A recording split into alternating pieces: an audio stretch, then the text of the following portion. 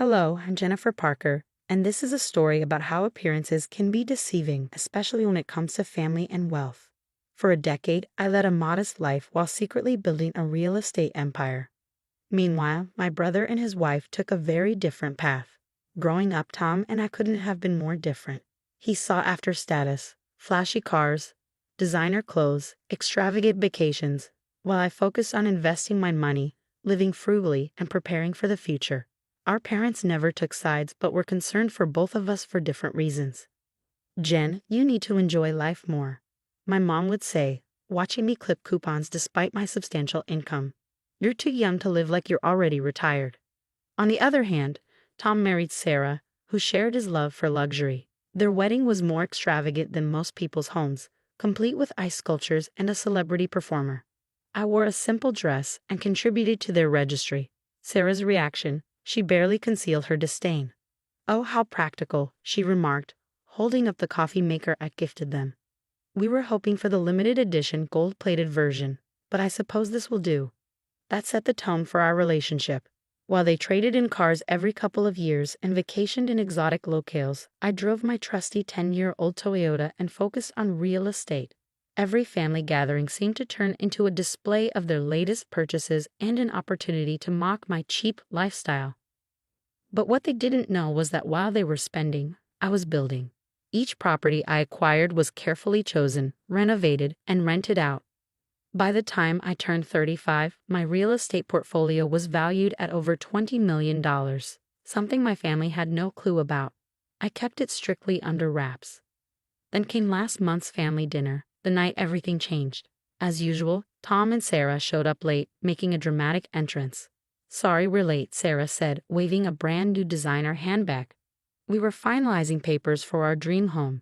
You know, that stunning Victorian mansion on Maple Avenue." I nearly choked on my drink. I knew exactly which house they were referring to. It was mine. "It's perfect," Tom grinned. 5 bedrooms, a pool, a garden. Of course, we had to outbid several other buyers, but hey, what's money for if not to get what you want? Mom and Dad were beaming with pride. "That's wonderful, son. When do you move in?"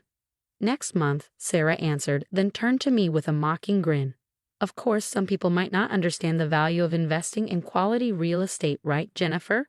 Still living in that tiny apartment." I kept quiet, knowing the property management company had handled the bidding process under strict confidentiality. Tom and Sarah had no clue that they'd been negotiating with my company. "You know, Jennifer," Sarah continued, clearly enjoying herself, "you really should start thinking about your future. Live like a poor person, die like one." The room fell into an uncomfortable silence. Even my parents seemed embarrassed by her comment. "I mean, Sarah pushed on, look at you, cheap clothes, that ancient car, that tiny apartment.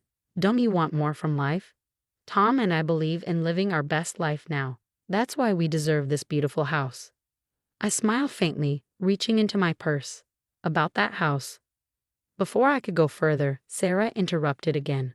"Oh, don't worry. You can visit. Just be careful with the floors. We're installing Italian marble." And that was when I decided it was time.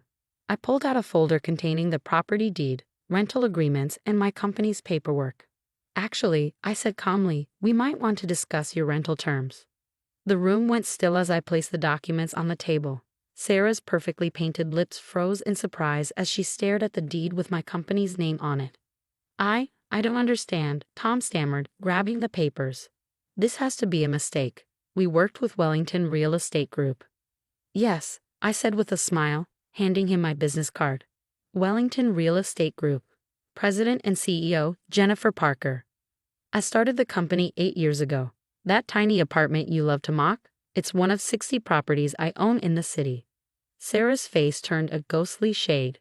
Her designer lipstick now stood out starkly against her pale skin. But that's impossible. You're poor. You shop at discount stores." I couldn't help but laugh quietly. "Being wealthy doesn't mean you have to waste money, Sarah. While you and Tom were buying new luxury cars every couple of years, I was investing in apartment buildings. While you were splurging on luxury handbags, I was building my portfolio of commercial properties." Dad, who had been quietly looking over the documents, muttered under his breath, "$20 million in assets. Jen, why didn't you ever share this with us?" he asked, visibly stunned. Because, I replied softly, I wanted to achieve success without the need for attention. No boasting, no flaunting, just sound investments and dedication. The same lessons you and Mom taught us, Dad.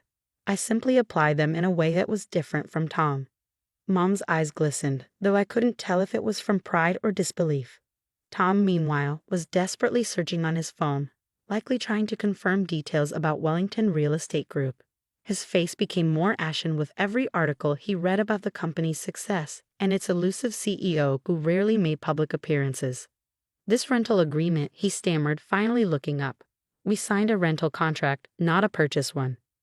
That's right, I responded, keeping my voice steady. The house isn't up for sale. It's a luxury rental property, clearly outlined in your paperwork. Did you miss the fine print? Sarah jumped up suddenly, her chair scraping against the floor. This is a scam. You're trying to ruin everything. You made a deposit, I said calmly. Yes, for the first month's rent and security deposit. Standard procedure. The payment cleared this morning, by the way. Thank you for that. The silence that followed was thick and uncomfortable. Mom was the first to break it, laughing unexpectedly. All those times you mocked her for being frugal, she said, eyeing Sarah. Turns out my daughter was quietly building an empire. Maybe she should have bought a few designer bags so it was more obvious. Sarah slumped back into her seat, her previously perfect posture crumbling. But what about our plans? The renovations? The marble floors? She sputtered. Any renovations would need approval from the property owner, I said, motioning to myself. As specified in Section 8 of your lease agreement. However, I'm open to discussing reasonable upgrades. Tom stayed silent for several minutes, still absorbed in the documents. Finally, he spoke, his voice tinged with regret. All these years, you let us ridicule you, call you cheap, look down on you. Why? I took a moment before answering. Because I learned early on, Tom, that true wealth isn't about showing it off. It's about security, freedom, and making thoughtful decisions. You and Sarah were so focused on looking wealthy that you never bothered to actually build wealth. So what happens now? Sarah asked, her voice now small and uncertain. Are you going to evict us? Get your revenge? I shook my head. No, Sarah. I don't believe in embarrassing family. You signed a fair lease, and as long as you honor the terms, you're welcome to stay. I hope you'll be happy in the house. I paused, pulling out another document. Oh, and I've made the changes to the lease that you requested. As for the gold-plated fixtures and imported marble floors, those will be declined, but I've approved some reasonable upgrades to the kitchen. The rest of dinner was marked by a heavy silence. Sarah barely touched her food, and Tom couldn't seem to stop glancing at me. As they left, Sarah paused at the door. I'm sorry, Jennifer, for everything I said. You're not who I thought you were. No, I agreed. I'm not. But maybe that's a lesson worth learning. Success isn't about wearing designer labels. Over the following months, everything changed. Tom and Sarah moved into the house, and with them came a newfound humility. They enrolled in financial management courses, and Sarah even asked me to teach her about investing. Although she still doesn't understand why I shop at discount stores, she's learning. Mom and Dad, they couldn't be prouder. Though Dad still occasionally mutters, 20 million, my quiet little girl. These days, when I visit Tom and Sarah's house, technically my house, there's no more talk of gold-plated fixtures or marble floors. Instead, Sarah proudly shows me how much she's saving by cooking at home, and Tom seeks my advice before making major purchases. Just last week, I received an invitation to speak at a women's business conference. The topic? Stealth wealth, building success without showing off. I've already decided to use Sarah's collection of designer handbags as a cautionary tale about depreciating assets. As I sit here, writing from my modest apartment that overlooks the growing empire I've built, I recall something my first investment mentor told me. If you have to tell people you're successful, you probably aren't. She was right. Sometimes the most satisfying revenge isn't about retaliation. It's about proving you've already won, quietly, completely, while others were too busy trying to impress people to notice. And as for those Italian marble floors Sarah wanted, let's just say the hardwood floors have far more character and will give a much better return on investment. Thanks for watching. See you next time. Stay amazed.